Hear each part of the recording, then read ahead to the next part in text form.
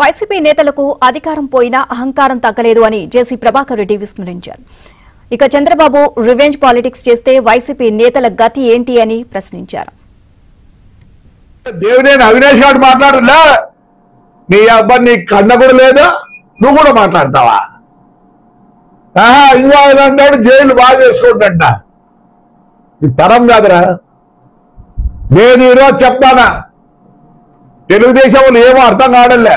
చంద్రబాబు నాయుడు గురించి అట్లా పెట్టండి పక్కన ఇన్ని మాటలు మాట్లాడతారా? ఆయన మాకందరికి బ్రేక్ వేసినాడు. లా అండ్ ఆర్డర్ మెయింటైన్ చేయాలా, పోయినసారి వాళ్ళు ఎట్లంటే అట్లా చేసినారు, మనం అట్లే చేస్తే ప్రజలు ఇబ్బంది పడతారు. అవినాష్ గా నేనే నాకు తెలుసురే, నువ్వు సన్న గాలితో పైకి పోతావు, నువ్వు కూడా మాట్లాడతావా? ప్రతి ఒక్కరు మాట్లాడు. మేము వచ్చి నాకంటే ఒకవేళ మేము ఇప్పుడే మిమ్మల్ని తన్నుతే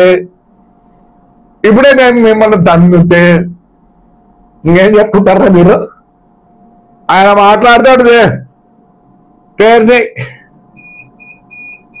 నన్ను నా భార్యను కేసులో పెట్టలేదా? జగన్ వదిలిపెట్టినాడా?